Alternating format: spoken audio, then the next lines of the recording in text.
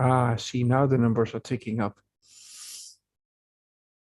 including someone called student. That's very good.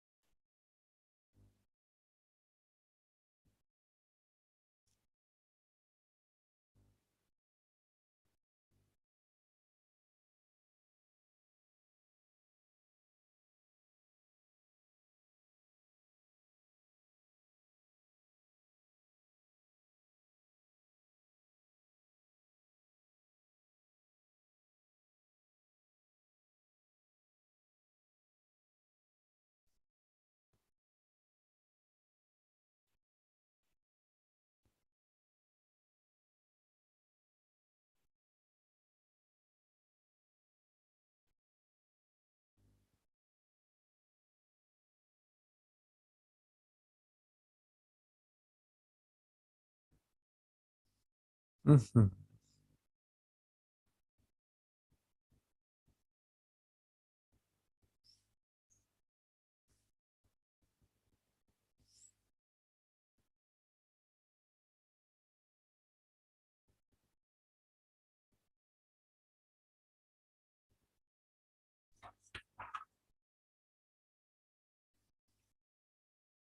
All right, well, I propose we start with the introduction.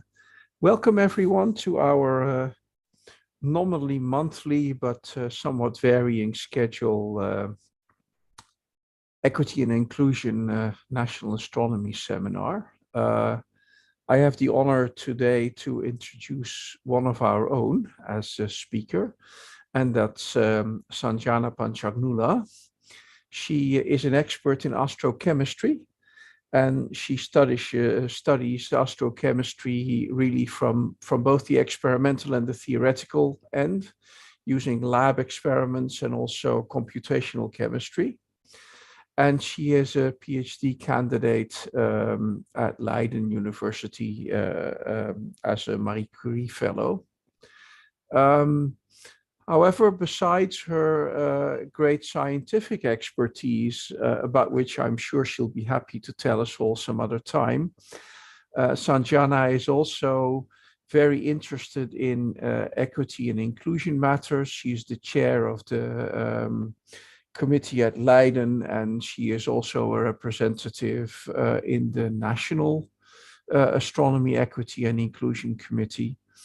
And today she will speak specifically about the strategies for early career researchers, which, of course, as we all know, is by far the largest fraction of our population at any given time in the Institute, and therefore also the most important population in our Institute.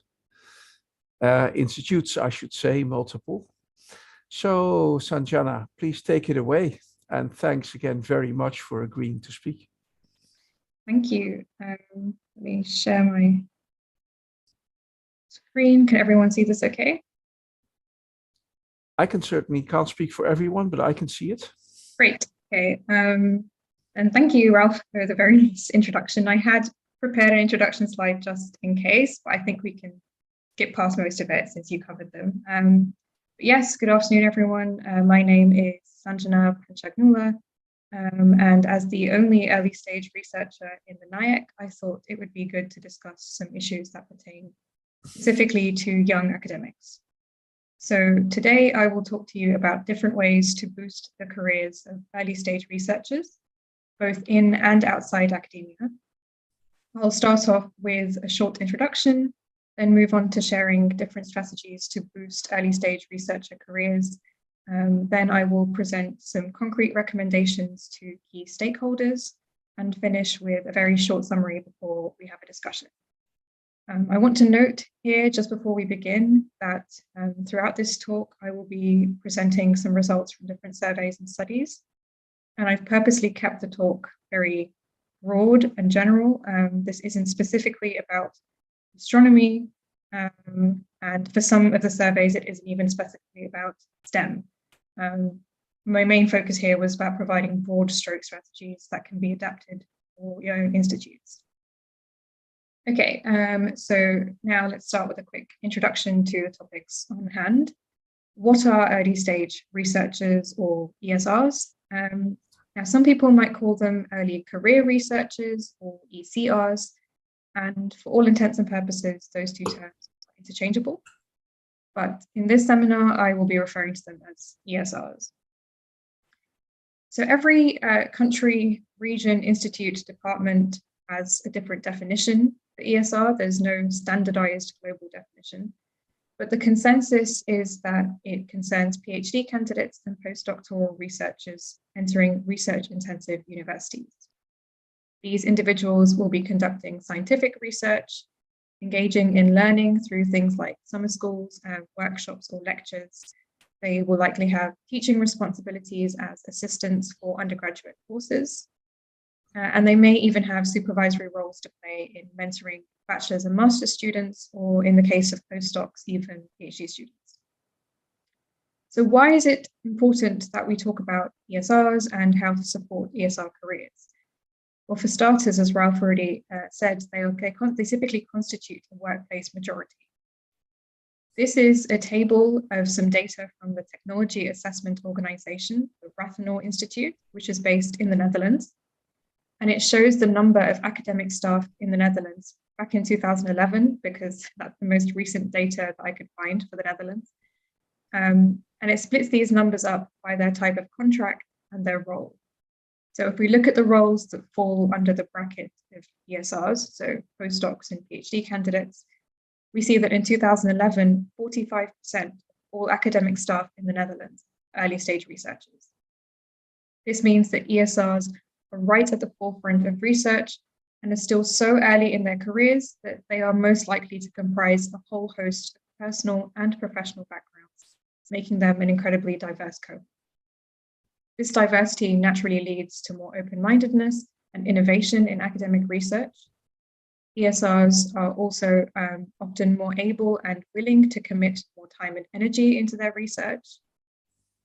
And of course, being at the very beginning of their career means that they are the next generation of scientists, but also of citizens, of global citizens. These are our future leaders, no matter which field they end up in. So it's extremely important that everyone does their part in developing ESRs as workers and as individuals. Now, in the past 12 years, Europe has seen an increase of 56% in newly awarded doctorates. Academia is a massive field and is only becoming more and more attractive and accessible to fresh graduates.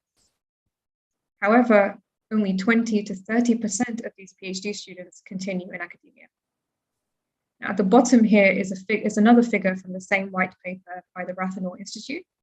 It shows the career destinations for PhD students and postdocs in the Netherlands in 2011.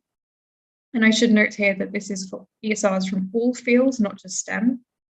Now, the dark bar at the bottom, 24%, that's how many students went on to do, PhD students went on to do a postdoc at the same university, which might seem quite high, but it's more common in other fields of study to continue at the same institute. And the yellow bar, 6%, that's how many students went on to do a postdoc at a different university. The blue bar, 68%, that's how many students left the academic center. So overall, 30% of PhD students stayed in academia. And it's the same for postdocs in the bar above. 5 plus 13 plus 7%, that's 25% who stayed in academia.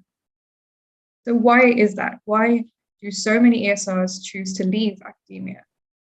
Of course, for many people, it may simply be that they are interested in another field or find that their skill set is better suited to a different role. But it's worth exploring some of the other reasons why someone might leave academia.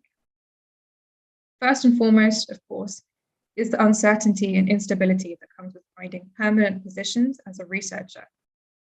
This will not only affect your career goals, but also your personal life, where you choose to live, having to uproot your life and relocate every few years with no guarantee that it will end, missing out on long-term social support systems and relationships.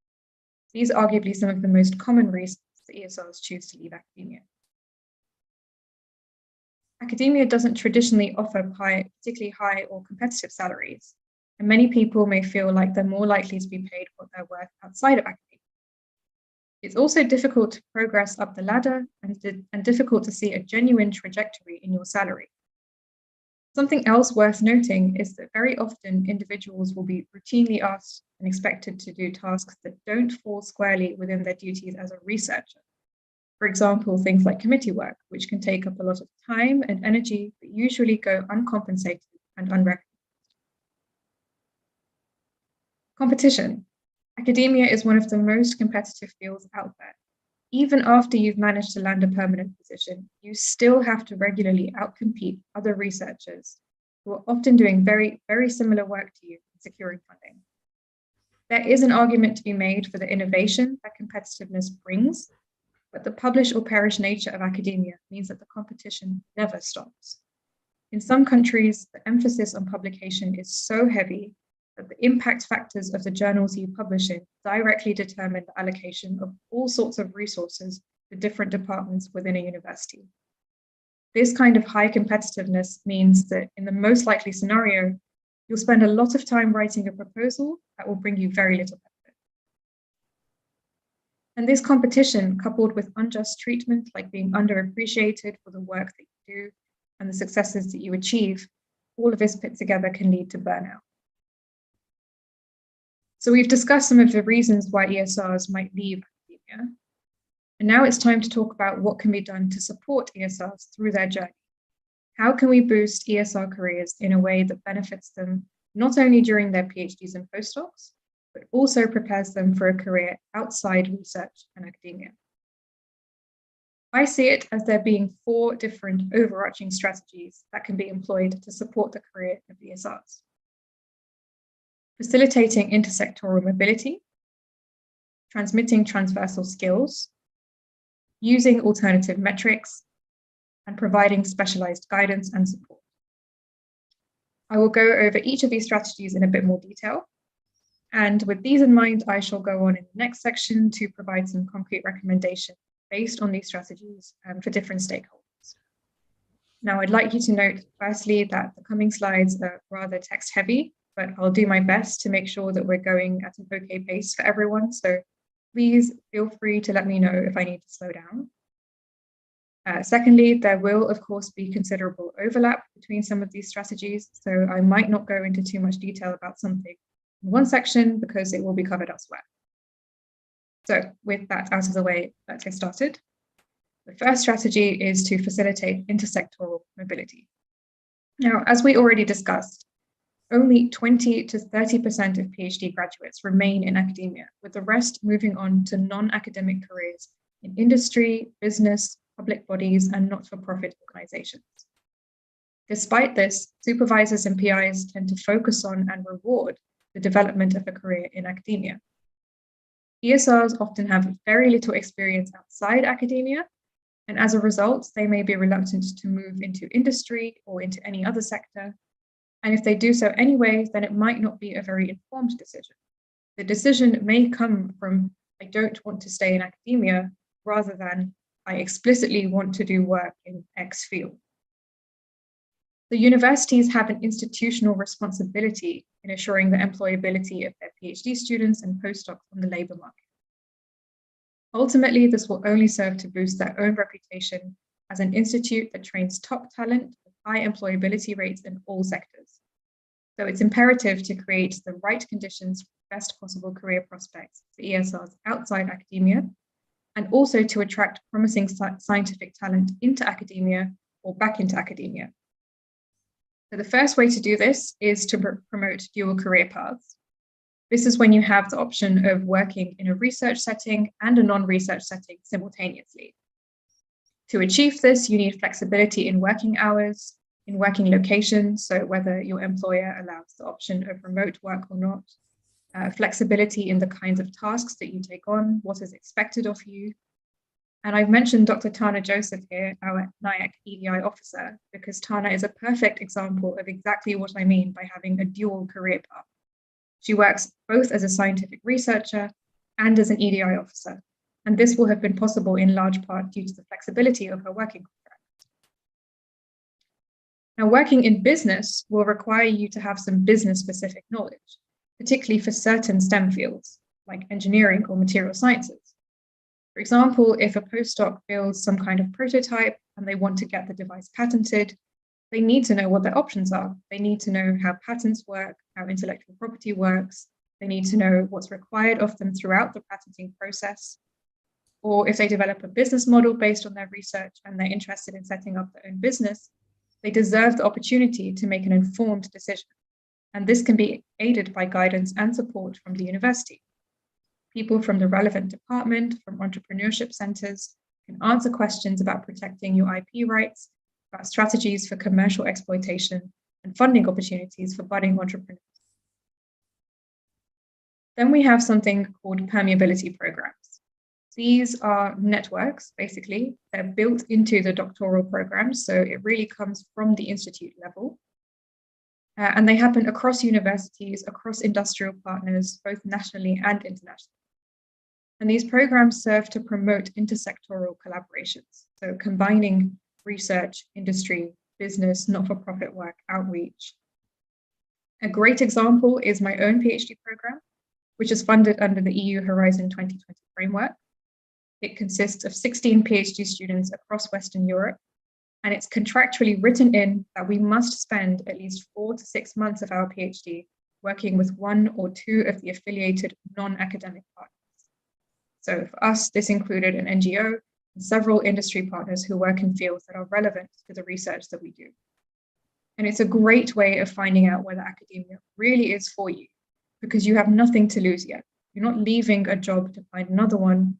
You're just testing the waters. The permeability programs like this, which encourage the coming together of academics and non-academics, are very valuable. And then lastly, it's important to value talent from outside academia wherever possible to increase the diversity of thought and skills that we have in a research environment. This also means being very careful when you come across an applicant who has had some time off academic work. Always be very deliberate in making sure you're not dismissing them because of a gap in their CV, and that you don't automatically value experience in time over experience in skills. Now we move on to our second strategy, which is transmitting transversal skills. Now, transversal skills are also called soft skills, generic skills, transferable, personal skills. They all mean the same thing, and which term you use is just a matter of personal preference. UNESCO defines a transversal skill as any skill that is not specifically related to one job and can be used in a variety of situations and work settings. Now, the European University Association Council for Doctoral Education, or the EUACDE, is Europe's largest higher education network, which launched in 2008. They conducted a survey in 2018 in which they collected thousands of responses, all from PhD candidates, and they randomly chose 1 from each participating institute. So in total, they received 311 valid responses, 311 institutes, from 32 European nations. One of the questions in their survey was about skills training and how important or unimportant individuals thought different types of trainings were at their institutes. They classify the trainings into 4 categories: research competency training, academic competency training, teaching competency training, and management and leadership competency training. So let's look at the EUACDE survey results for how many PhD students across 311 European universities said that these 4 types of trainings were considered important or extremely important elements of doctoral training at their institutes. 97% for research, 82% for academic, 45% for teaching, and 37% for management and leadership.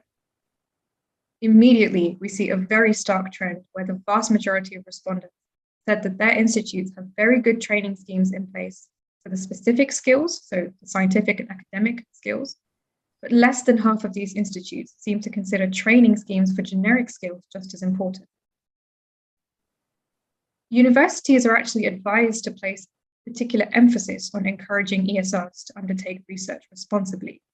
And this is outlined in something called responsible research and innovation. It ensures that the principles of good scientific conduct and best practices are respected. And you'll see almost every top university, particularly in Europe, have something about this mentioned on their website. You only need to Google the university plus responsible research and innovation, and you'll find a little manifesto with each of these talking points listed below: ethics, societal engagement, gender equality, open access or open science, and science education. But for a university to truly abide by this manifesto of responsible research and innovation, particularly in STEM fields, you need to provide early training in ethics and values to make ESRs aware of the potential impact of their research findings and technologies. You need to provide adequate training on communication skills and teaching skills, mentoring skills, all things that fall very much under the bracket generic or transversal skills. So it's clear that we need to focus more on all aspects of an ESR's role in their academic position, not just those that are highly relevant to the science and the research. Yes, we do need to continue providing regular, high-quality training for research skills and academic skills, but we need to make sure that the emphasis doesn't lie solely on these categories.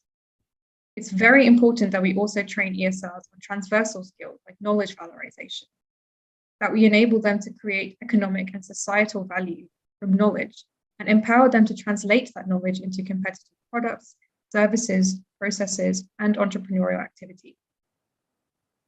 Equally important are teaching skills and management and leadership skills, training ESRs to be good colleagues, good mentors, and good leaders. This isn't just going to benefit those who end up leaving academia.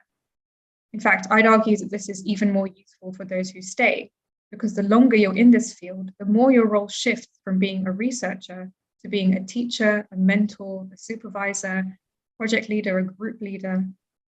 So I think it's absolutely vital that when we're planning out a PhD candidate's program or a postdoc's work timeline, we explicitly incorporate some form of training from each and every one of these categories, not just as a one-off, but as something that they keep returning to over the course of their contract. And if a student or postdoc ever approaches you to ask if they can be trained in something outside of research and academic skills, always do your best to see to it that they have the opportunity to do so, because it serves to benefit everyone in the long run. Now for the third strategy, using alternative metrics. We talked earlier about how ESRs are the lifeblood of any good research department. So successfully attracting, developing, and retaining ESRs to their utmost capabilities is of great importance, relevance, and benefit to an institute. Now, research-intensive universities in particular tend to reward their scientific staff primarily on the basis of research performance, when actually we need to be recognizing all the work that an ESR does, not just their research output, but also their teaching, mentoring, outreach work, the role that they play in improving the departmental climate, and so on. And this is really where next generation metrics come into play. When assessing an ESR's scientific output, we need to expand our range of metrics from things like impact factor and H-index to tools that capture the openness of an individual's research. For example, if we're talking about an individual ESR's performance instead of how many peer-reviewed publications they have, full stop, we might look at how many peer-reviewed publications they have in open access journals. Then there's the Leiden Manifesto for Research Metrics. Now, this has been floating around for a few years, and it is a list of 10 next-generation metrics that you can use alongside the more common HR metrics like impact factor and H-index. Notice that I said alongside and not instead of, because there really is merit to using both common HR metrics and next-generation metrics in a complementary way. Each metric will have its own advantages and disadvantages, so it's worth looking at both holistically when trying to assess a candidate's performance or CV or interview, whatever it may be. The Leiden Manifesto provides a concise and easy to implement set of guidelines that you can adapt to your own review processes, whether that's assessing a new job candidate or conducting an annual performance review for a student or a postdoc.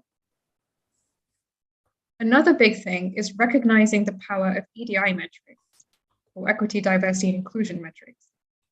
Metrics help employers committed to diversity and inclusion stay on track by helping identify risk areas, prioritize initiatives, set targets and other program goals, assign accountability, and measure the impact of initiatives.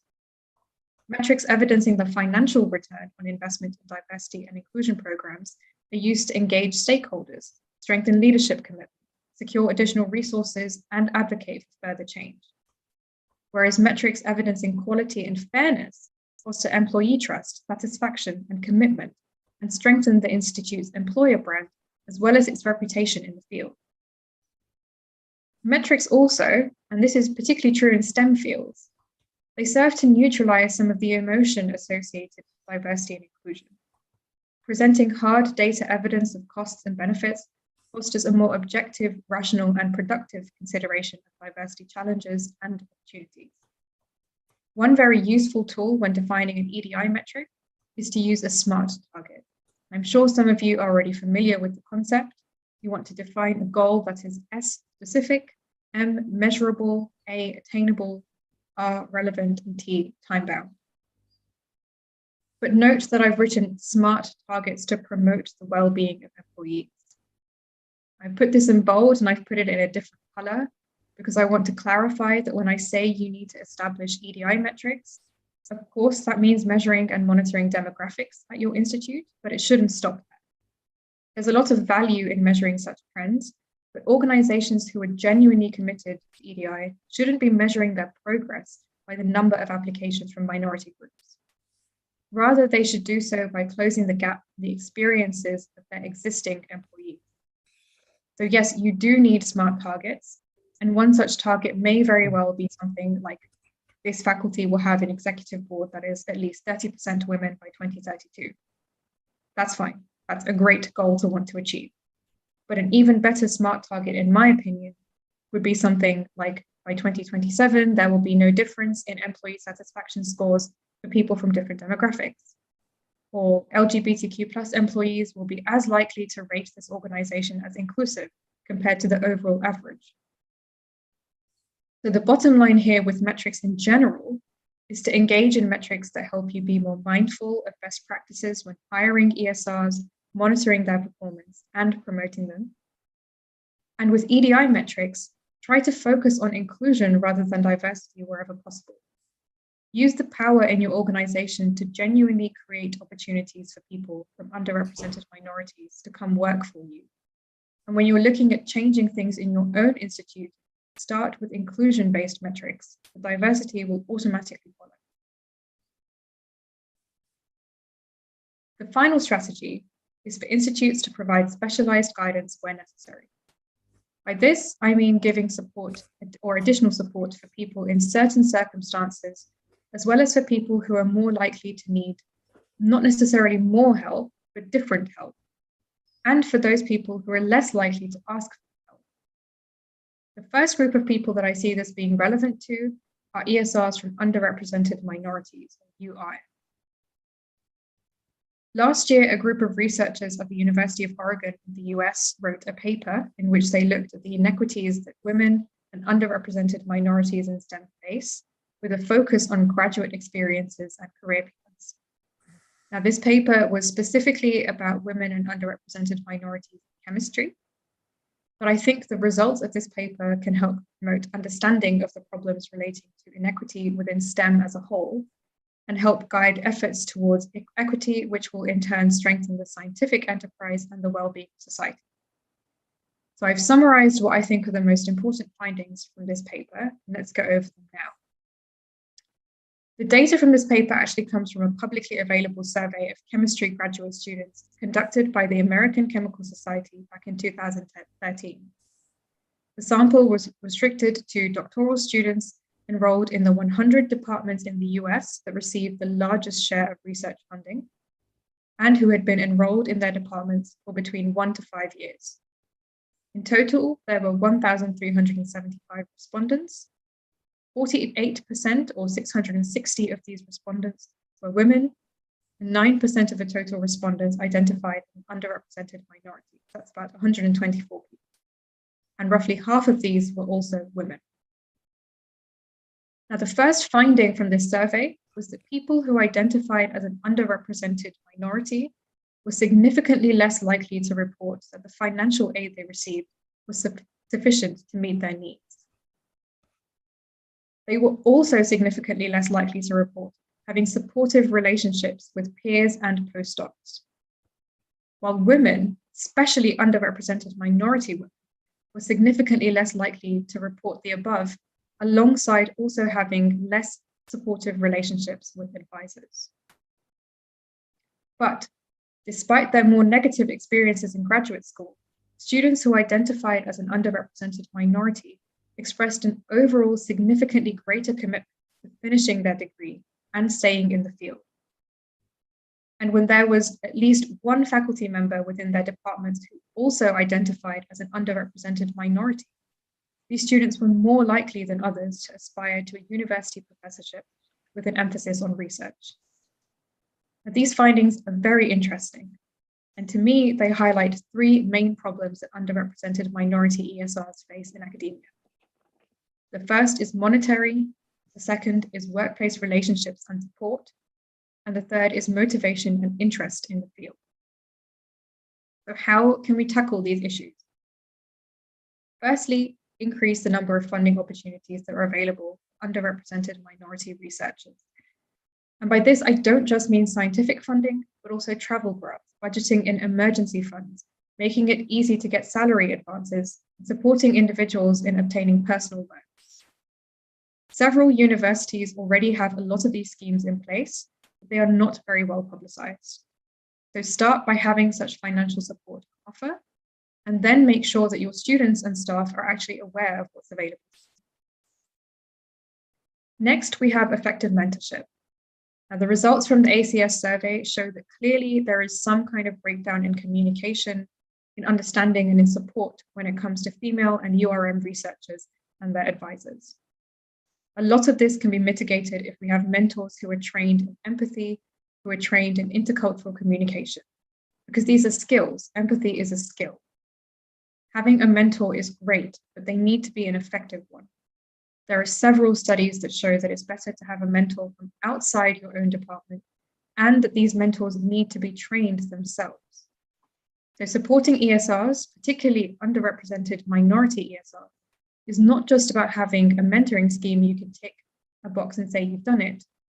It's about making it as effective as you can by safeguarding the confidentiality and well-being of ESR. So much of the discomfort that underrepresented minorities face in their workplace just comes from not having a good support system, not knowing where to go or whom to reach out to, but also about not having people who look like you, who think like you, and who act like you. It can be very disorienting and alien, especially if you've just moved to a new department from another country. This is where having networks in place can really help ESRs settle into their new research group, their new workplace, their new department. So promote any URM networks at your institute. And if there aren't any, reach out to other departments, other faculties, or even other universities to create such a network.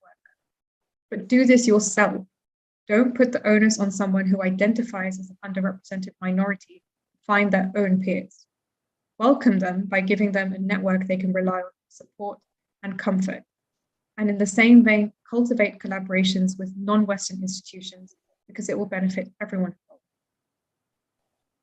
When it comes to motivating ESRs to stay in the field, start by supporting underrepresented minority researchers in assuming positions of leadership. But don't just give them a seat at the table. Make sure that you're accommodating them. Give them a space to talk freely, listen to their suggestions and opinions, and value them for who they are and what they represent. There's a great TED talk on this by Indian-Canadian multi-hyphenate Lily Singh, which I've linked at the bottom. I highly recommend that everyone watch it. It's 20 minutes long, and she talks through what it actually means to be in a leadership position, how to actually give someone a seat at the table in a meaningful way, in a way that leads to progressive and sustainable change. And as you start to see more diversity amongst the senior leadership, amongst those sat at the table, it will naturally trickle its way down into the workforce. As the ACS survey showed, with just one faculty member who also identifies as an underrepresented minority, PhD students who are also underrepresented minorities are more likely to aspire to a university professorship. That is powerful evidence for why it's important to have URM researchers at every level of faculty. And lastly, continue to motivate underrepresented minority ESRs by recognizing them and their achievements. It can be through an award, but even just consistent positive feedback from your supervisor or your colleagues can mean a lot and can do a lot in keeping you motivated and interested in staying in the field. So I've talked a lot about underrepresented minority researchers, but this strategy is about providing support for anyone who might need extra or different help. A huge group of people in this category are ESRs who are starting families. There are a multitude of ways you can support people in this situation. Firstly, encourage flexible working hours and a remote hybrid working culture. If the past 2 years have taught us anything, it's that academics are fortunate to be able to continue their work relatively undisrupted to a high quality, even when they're not physically at the office. Next, support dual career couples, or couples where both partners are academics. This is becoming much more common due to the increasing proportion of women with a doctoral degree and the greater propensity of women to choose another academic as a partner. Not to mention that there are, of course, more openly LGBTQ couples in academia now than there ever were. So, all in all, a very big increase in the number of dual career couples over the last few decades. And this is only set to increase even further as the years go by. But as I'm sure we all know from our own experiences, finding a job in academia is tough enough for one person. Imagine doing that simultaneously with your partner. International mobility is required for career advancement in academia, and this creates several challenges for dual career couples. So start by developing dual career couple hiring protocols at your institute. Look to countries like Denmark, Germany, and Switzerland for examples of recently established dual career services, higher education institutions, and adapt those for your own institute. Allocate separate funding for dual hiring and all associated costs that may come with a dual career couple, things like childcare or care for a family member, relocation, medical leave, and so on. Offer integration schemes which will help newcomers settle in, things like job counselling for partners, offering temporary accommodation that is furnished so they don't have to worry about any of that while also moving country and starting a new job. Offer affordable on and off-campus childcare facilities. Support part-time carers with funding and flexible working hours. And of course, many of these schemes don't specifically have to be for dual career couples. They can be for anyone who's just moved country, come and work at your institute, or anyone who has carer duties, anyone who requires prolonged medical leave. And in the case of prolonged absences due to family responsibilities or medical leave, supervisors and colleagues should support researchers to resume their responsibilities through counselling and advice services. Now, there are more cases where an individual may require more specialised support, for example, people with disabilities or mental health issues. And I haven't really talked about those at all, purely in the interest of time. But all 4 strategies that I presented here are meant to serve as a starting point to think about who in your department might need help, what kind of support do they need, and then you can use these strategies as a kind of guideline to start brainstorming what you can do to support them. Okay, that brings us on to our last section, where I will provide some concrete recommendations on how to boost ESR careers to key stakeholders. So, who are these stakeholders? Supervisors and department heads, HR professionals, university leaders, and policymakers. In the following slides, I will talk about how we can combine the 4 strategies we discussed to generate concrete, actionable tasks that each of these different stakeholder groups can commit to in order to boost ESR careers. Some of it might seem a little repetitive since there is a lot of overlap with the previous section, but the focus here really is on what stakeholders can achieve. Let's start by talking about supervisors and department heads. Now, the enhancement of research and teaching skills lies at the core of the responsibility of department heads. For ESRs, the emphasis ideally is on research in the beginning of their career, while the teaching load is kept relatively constant and increases with seniority. One way to broaden the scope of ESRs that the department hires is to lay the foundations for 2 paths towards tenure, one focused on research and one on teaching. So to reach tenure, Candidates must either show excellence in research and high quality teaching, or excellence in teaching and high quality research. And department heads should pay special attention to ESRs that return from non-academic sectors, as they might need to acquire additional teaching and research skills. So it should be up to the department head and, of course, individual PIs and supervisors to support ESRs with the gap in their skill set. Next is to assign a dedicated mentor to provide critical and constructive feedback and advice. Such mentors ideally are more senior researchers, preferably in other departments, faculties, or even universities. This will serve to provide broader perspectives and encourage early stage researchers to acquire a wide range of interdisciplinary skills. It also ensures a neutral, confidential, third-party outlook on most situations, and it can increase the level of comfort between an ESR and their mentor if they have no prior working relationship and no working relationship with anyone else in the same department. Most importantly, do not allocate someone's own supervisor as their mentor. Focus on win-win opportunities. So when we provide ESRs with an opportunity, like, for example, presenting their research in a popular scientific setting, it will improve their communication skills, which is useful for all jobs. It will increase their own understanding of their research, teach them how to disseminate research results, how to network and find useful connections, entry points into other sectors. But it also does a whole lot of good for the department. You're sending one of your researchers to show off their knowledge and their skills, talk about their university and their department with other people, and to bring back new ideas from other places on how to improve the working environment at their home institution. It's basically like free marketing and free market research at the same time. This is a win-win opportunity. It's fantastic for the ESR to put themselves out there in a competitive environment, and it's a great way of building the department's reputation. The department heads need to encourage such win-win opportunities by training their ESRs for the broadest possible labor market. The widening of perspectives, such as doing a research placement or secondment at another university, business, NGO, whatever it may be, in another country and in a tangential research area. It stimulates professional and personal growth. Partnering researchers and practitioners to create an understanding of each other's perspectives and priorities to solve interdisciplinary challenges is beneficial for everyone. Department heads and supervisors need to pay particular attention to helping ESRs secure funding and awards, as many of them depend on external funding sources and are usually not trained in the acquisition of funding.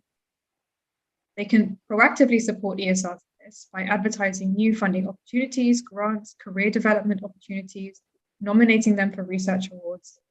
These are instrumental in building the reputation of researchers, particularly as academia gets more and more competitive, and little things like this can really help boost an ESR's CV and employability prospects. After obtaining such funds, ESRs will need further guidance and support in delivering and fulfilling contractual expectations and obligations. So it's important not to let the ball drop during any stage of this process. Lastly, it's essential that department heads can ensure the provision of high quality infrastructure, because this is key to enabling ESRs to focus on their research and achieve scientific excellence. This concerns physical infrastructure, such as laboratories, machines, computers, internet rooms, desk space, equipment, so on. But also staff, including administrators, technicians, secretaries, and other support staff. It's also very good to work with other department heads to create informal meeting spaces across the entire faculty, for example, because this will foster interdisciplinary interactions and collaborations. When department heads need to evaluate their efforts in supporting ESR careers, they should reach out to their alumni and ask for feedback on their research, education, satisfaction, and other metrics. Department heads can come up with their own metrics based on SMART targets. They can interview alumni to discover what career choices they made, why they made them, and what use they had for the transversal skills that they learned during their time at the institute. Measuring the employability of PhD candidates and postdoctoral researchers within and outside academia will help ensure that actions department heads are taking are effective and will help attract more top talent in the future. If their measures are not effective, This systematic approach of speaking to alumni can help them gain more insight on how to change or adapt their tactics to be more fruitful. Next, we move on to HR professionals. The first requirement here is for HR professionals to be adequately trained in handling HR-related data. By this, I mean collecting data, analyzing data, and perhaps the most important, using the results and analysis to provide new insights and evidence on various things about a department's personnel. I know that in the Netherlands, HR is somewhat limited in the data they can actually collect, but this is not to say that they have nothing to work with. I think HR plays a huge role in paving the way for benchmarking best practices and contributing to more unified systems of practice, both within and amongst universities. The collection and use of data is paramount to the improvement of HR strategies, policies, and procedures. HR should be working hand in hand with departmental heads, faculty heads, and executive boards to identify and work on advancing the recruitment, development, and retainment of ESRs. Next is the provision of in-house training for all members of staff. These trainings can and should cover everything that we discussed earlier on. Scientific and academic training like publishing papers and training on ethics, but also knowledge valorization, teaching and supervisory training, teamwork, conflict management, communication skills. And actually in the Netherlands, this is even easier because PhD students are already staff members. So you don't have to figure out how to include them in a training program that is only available to staff. Providing in-house training is crucial to integrate new talent into the institution and to make them familiar with the relevant policies and procedures of the workplace. A great way to do this is to have trainings on offer immediately after an individual joins the workplace. That way, it's clear that these are just part and parcel of the workplace and of their welcome experience to the institute. HR can also keep track of who has already received what training, how many times, when was the last time, etc. And while there is some benefit in having training be mandatory, and I would be the first person to make certain types of training be mandatory, I recommend using common sense and peer pressure to assure attendance. Because if you really want to change the climate of an institute, it needs to be the people working there that want to see the change and be the change themselves.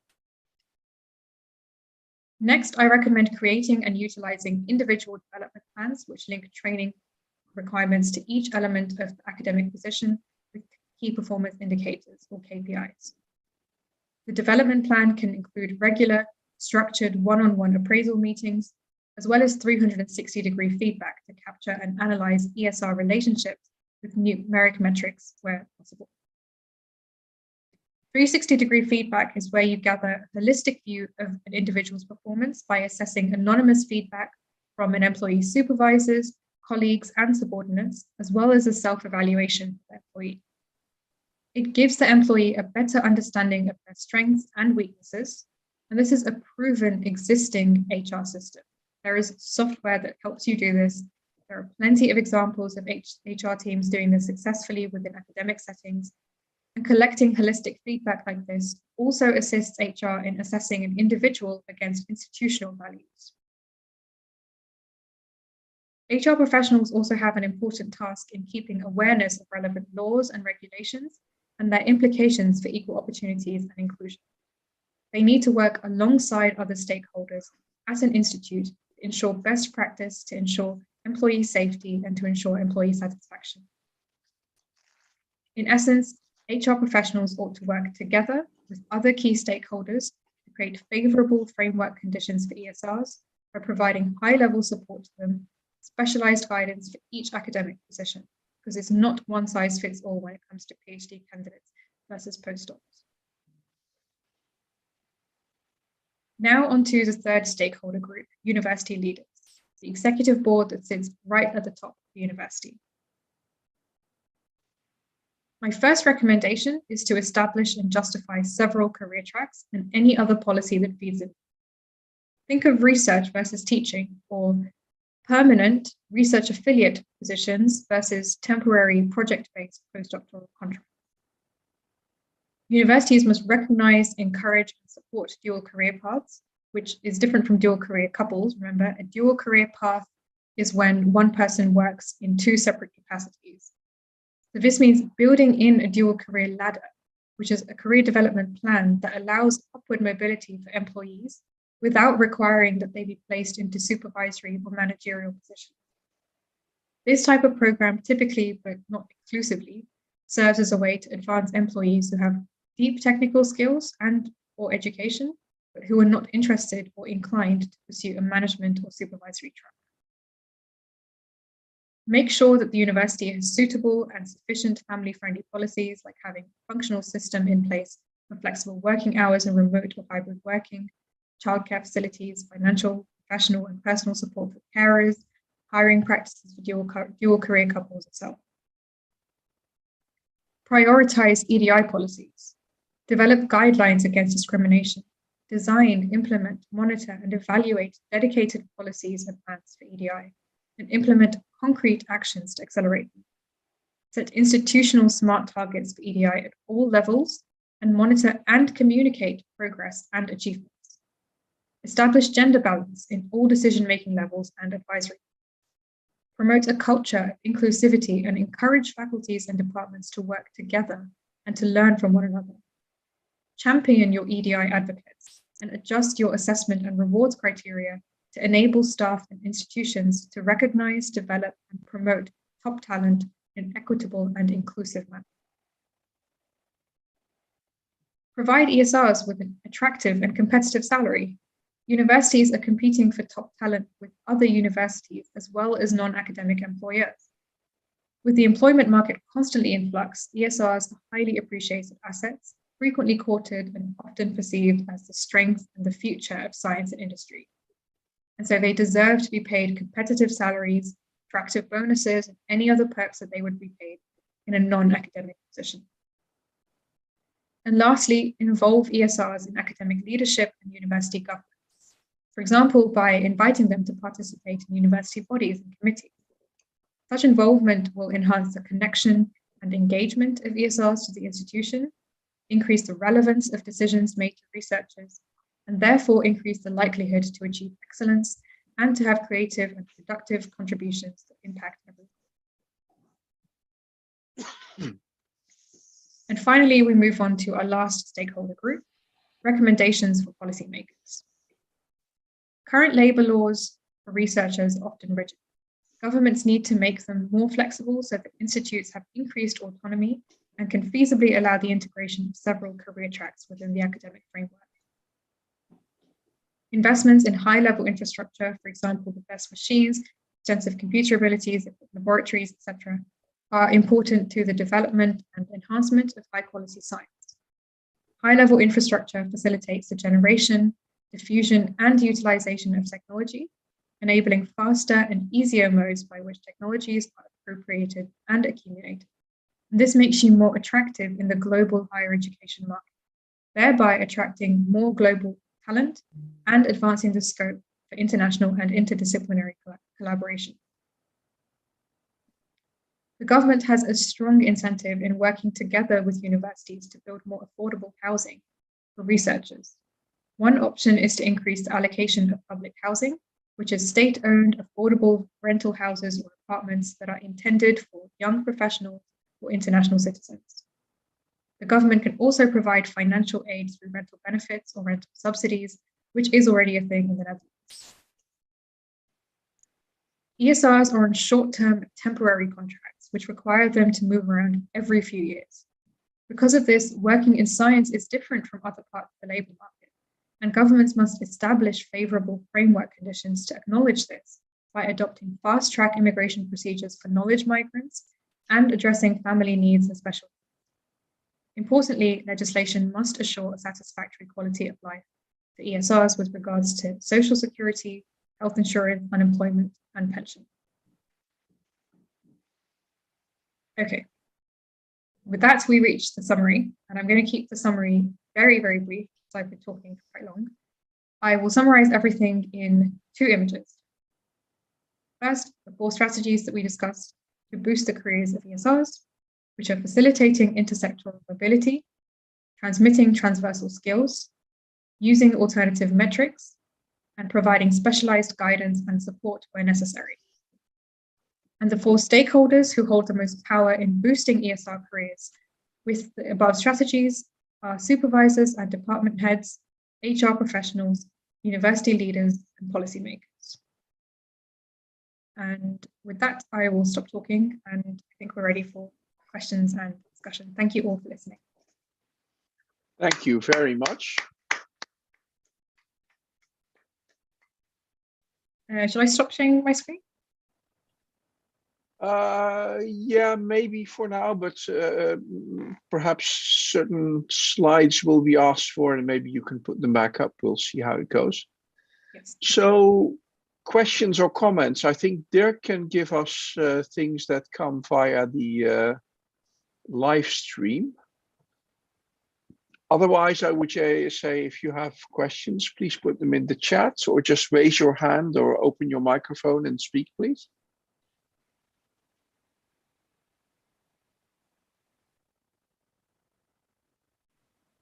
Yes, Vanna? Hi, good afternoon, and thank you for this very clear and interesting talk. As you should know, we are doing the SKIES project just to fill in this gap. And this is unique because it's done by astronomers for astronomers.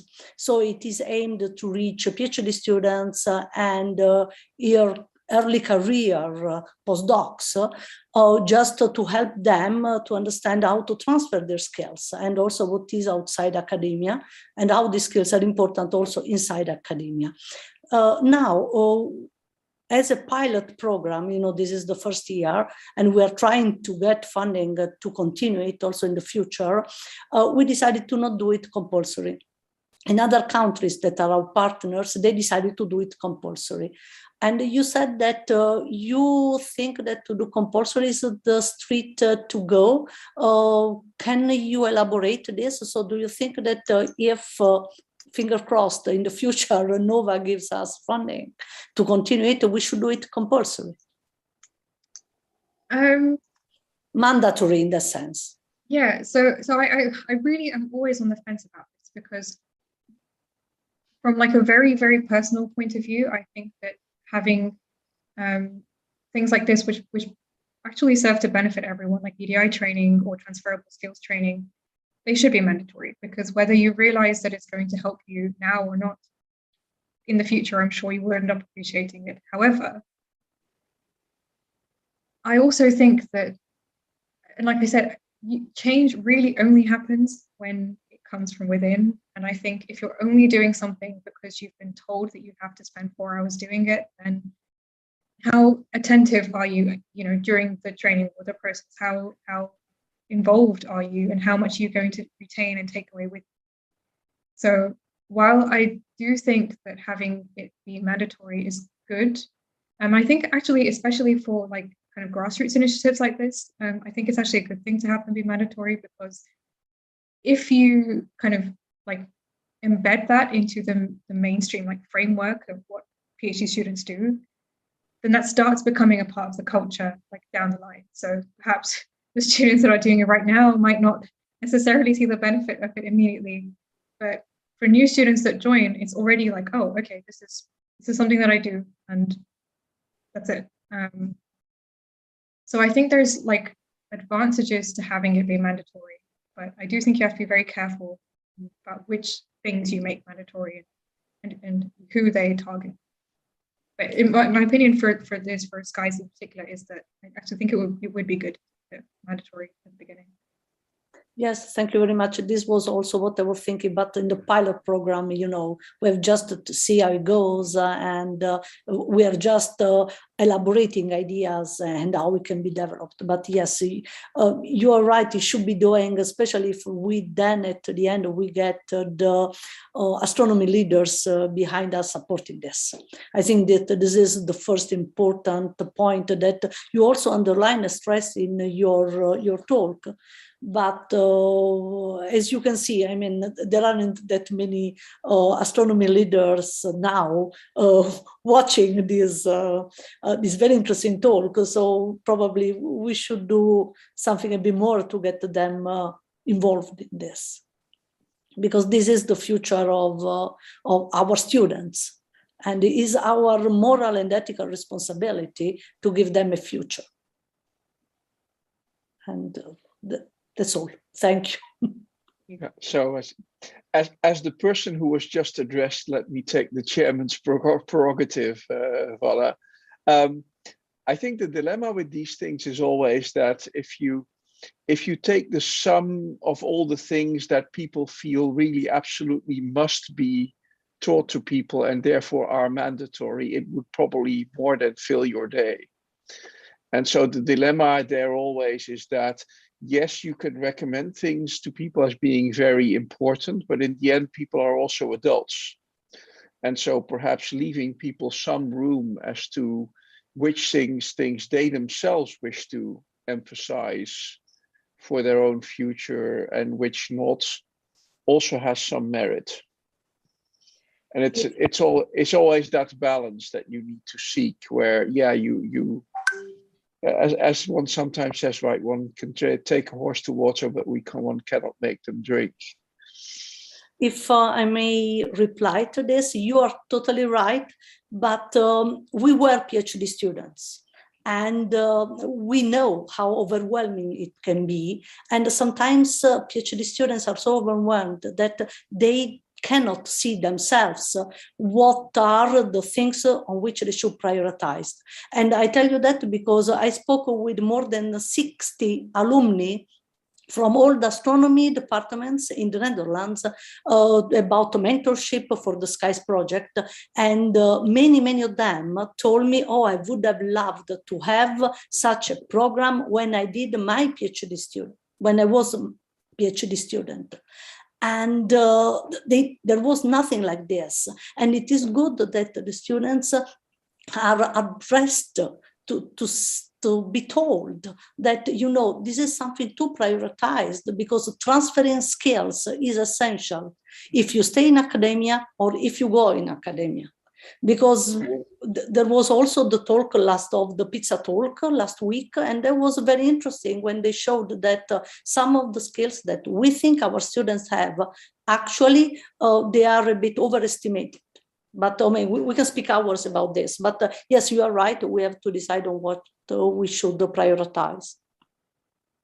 Yeah, and of course, also if people already feel overwhelmed, increasing the number of things that they must do doesn't always help, right?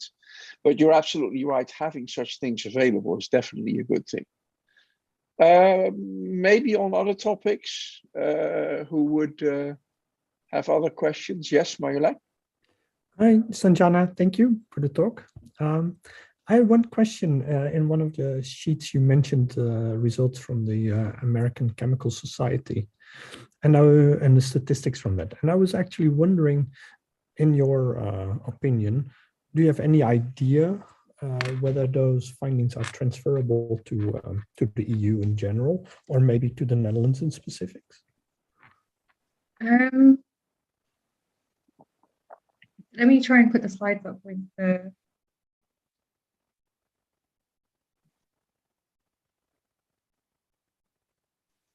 We all know what the takeaways were.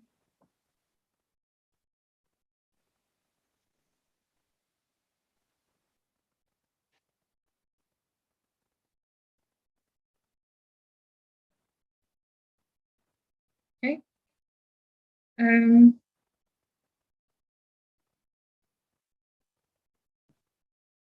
Honestly, I don't know. And I'll start by saying I don't know about underrepresented minorities in the Netherlands. Firstly, I don't think there's a lot of data on how many underrepresented minorities there are in the Netherlands doing PhDs. And I guess if I were to just go based off like me and my experiences at Leiden and what I've seen, there aren't many. In terms of financial support, I think it should be the same in the Netherlands. Yeah, I would assume that it's the same. However, with everything else, particularly the supportive relationship, peers, postdocs, and advisors, yeah, I'm inclined to say that I think it would be a very similar result in the Netherlands as it is from this ACS survey. In large part also because in the Netherlands, I don't even think we would have like 9% of underrepresented minorities doing PhD. So if it's about finding some kind of kinship or people who understand maybe like the challenges that you specifically are facing as an underrepresented minority, finding colleagues, peers, advisors who can relate to that in the Netherlands, I think is going to be a lot harder than in America. So I do think that some aspects of the results will be the same in the Netherlands and also just across STEM.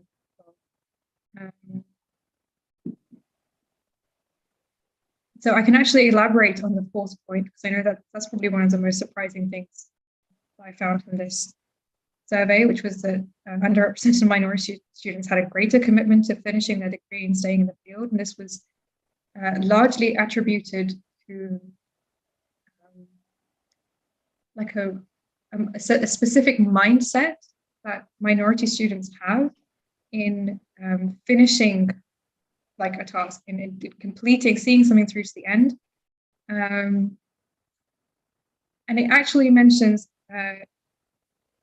things like, you know, family pressure to like stick things out through to the end. So you actually want to finish your degree. And they talked about how they didn't take any of that into consideration. So for example, in their survey, they just had a thing that said, you know, how much do you want to finish your degree? But the people who wrote this paper started to talk about how they didn't take into account things like family pressure for why you might need to finish your degree. Yeah, so I do think that that was the most interesting result from this paper.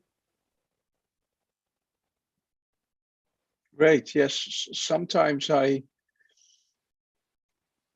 tended to see a similar something in among our first year students in Amsterdam, where women are also still, you know, a minority, like maybe 20-25%. An effect that may contribute to that commitment is in some sense, is the stricter selection and bias. Those women who go and study physics in spite of the societal bias for them not to do so tend to come in with a stronger commitment than the men, for whom it has more often been the case that it was assumed their natural thing to do, which means that they haven't tested their commitments to doing this nearly as much as the women have been asked to do before they come. Sanjana, if I may use the chairman's prerogative for a question, you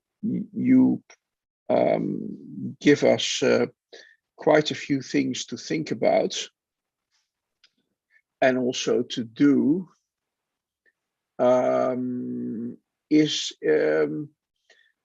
So from your experience in the Netherlands so far, if you were like, it's maybe a bit of an unfair question, but if you were to make like a top few of SMART goals from among the many that you presented that we could work on, where would you, I mean, one has to start somewhere, right? So probably you can't do all these things at the same time and be successful.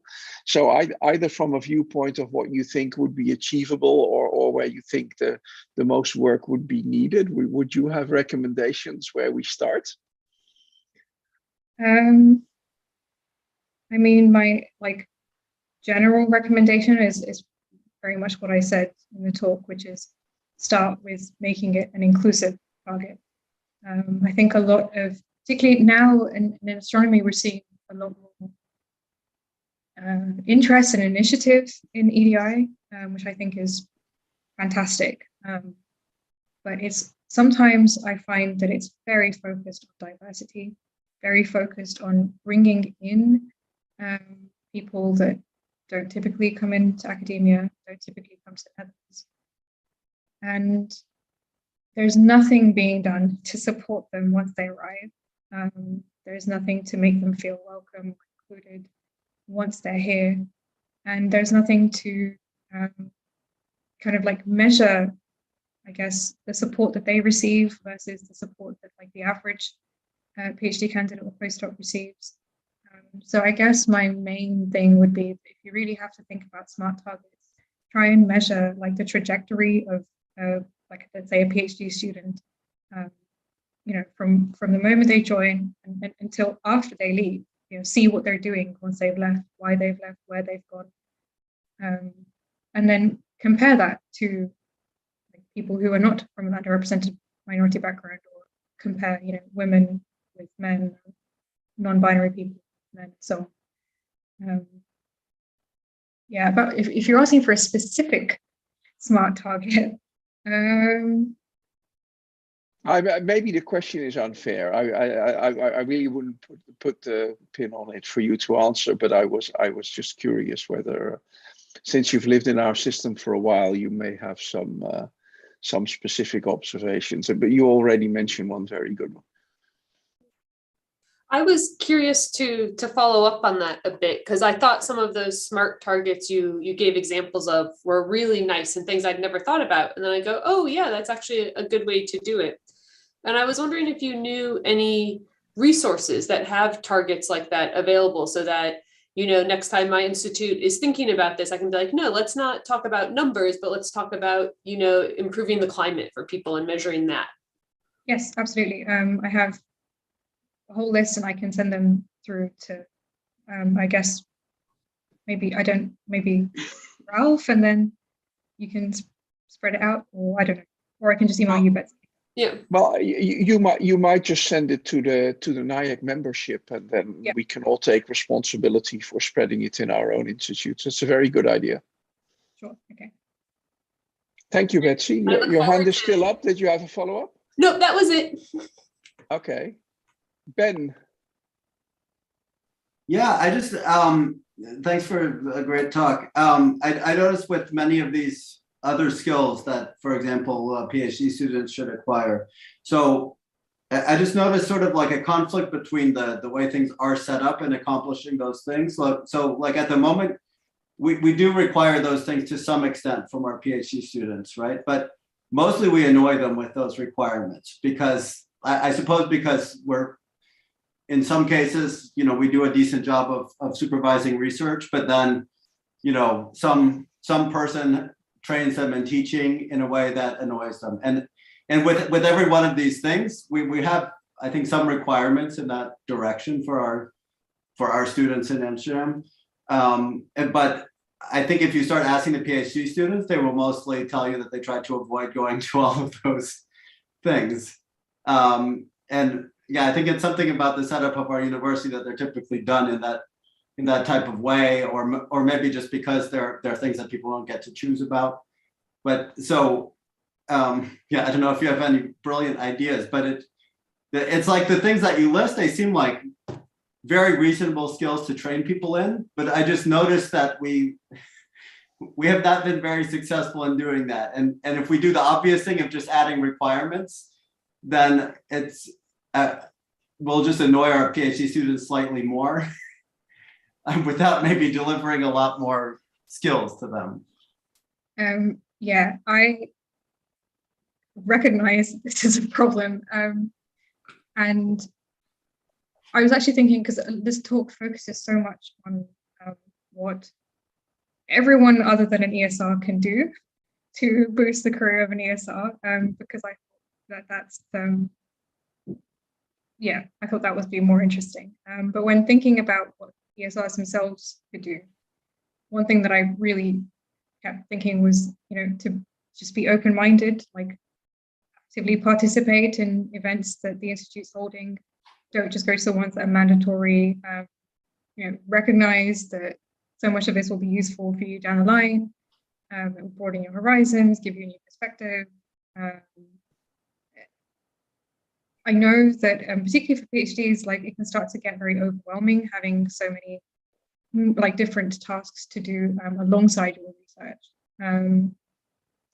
I don't have any bright ideas. I can say that from my own experience at Leiden, we had like a 2-day training weekend type thing within a few months of joining the degree. And it's specifically supposed to be about these kinds of transferable skills, so effective communication, how to communicate with a supervisor, time management, things like that. I know that at the time I didn't want to do it, and at the time I thought it was mainly just like a socializing opportunity. Looking back on it, I do think that maybe the actual content of the workshops might not necessarily be very relevant to me, but having that kind of like intense, like 2-3 day, like little, I don't know, section. Looking back on it, I think was actually really useful. And I think it's a really good way of just kind of pushing out these training schemes. Particularly again, if you just make them a part of like the welcome experience, then it's a lot better. But also if you do them in the first year, then you can combine them with like being a social bonding experience and also you're learning things at the same time. And if you've done them in your first year, then doing a follow-up in your second year doesn't actually seem that random, or it makes a lot of sense. Like, oh, yep, I did this in my first year, so now I'm going to do like a second part to it, or I'm going to check that I still have these skills. So yeah, I think that trying to put them in the first year and trying to combine them with more social things might make PhD students a bit more receptive. Okay, great, thanks. Good suggestions. Yeah, apologies. I raised my own hand because there is a question in the chat and I didn't want to forget asking it. Bas, do you want to actually ask it yourself or shall I read it? Okay, I'll read it then. Bas is in a public space, fine. So I believe ESRs rarely ever return to academia after having left for industry for a few years. Is this a problem? And I believe this is indeed true, by the way. I don't know if it's a problem. I think the bigger problem is them leaving for industry in the first place. I'm sure that there are ways to re-attract people back into science.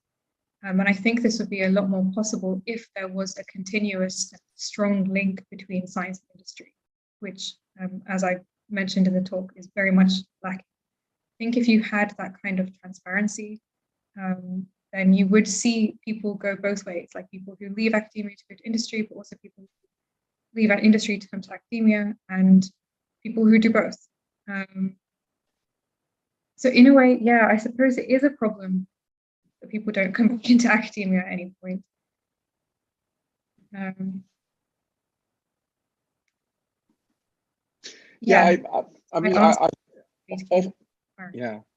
I think obviously one of the reasons is that career switches in general are very, very hard, right? Because typically, say you have been in academia 10 years and then you switch to another career or the other way around.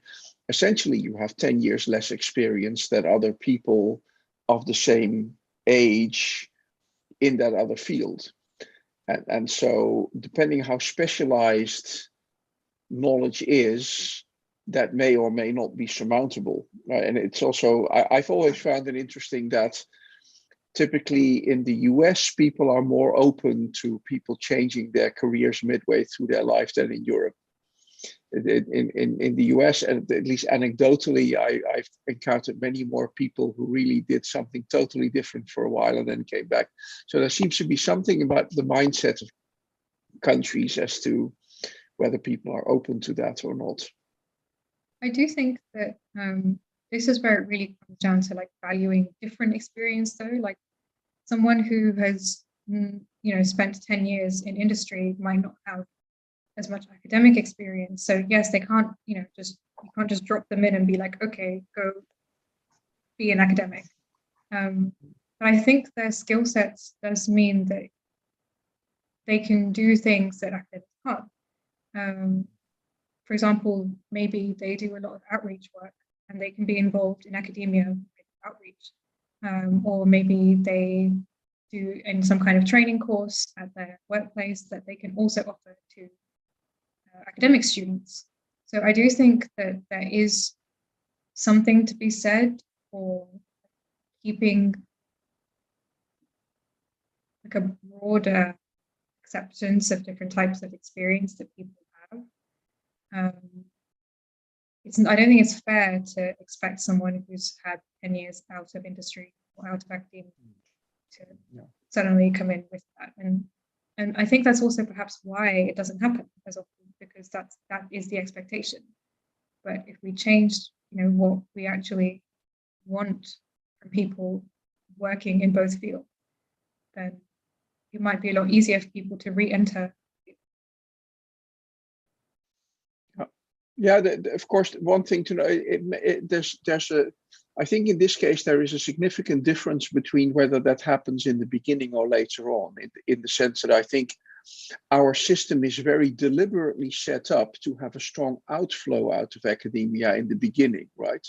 We very deliberately train many more PhDs than we need to replenish our own supply of academics, because we train them for the rest of society. That's why you so rightly emphasize that we should also train people for other things than doing science.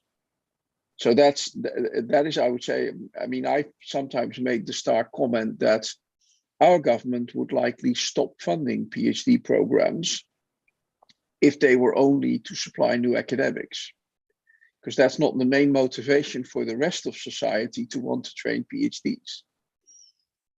One of the things that regarding that may help is truth in advertising. Also in the point you mentioned about whether people would feel training courses in the beginning to be useful or not. It depends a lot on what attitude the faculty convey to people who are incoming PhD students. I, for example, when I do the introduction for our incoming PhD applicants even, so these are not yet people that we have offered a job, but just people who are applying, I tell them that most of them who will accept will not continue to be academics later in their lives. Right, and so there, at least I think we have an obligation of truth in advertising in that regard, that people are aware that when they choose to do a PhD, if their main goal is to be an academic, they should at least be aware that only a minority of them will achieve that goal by design of the system. Now, whether you agree that that design is correct or not, that is a fact right now.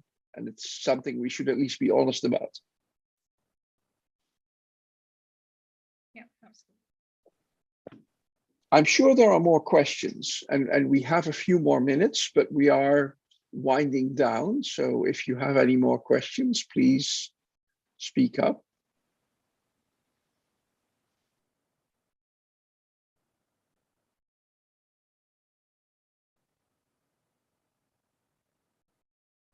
Dirk, are there any questions from the live stream?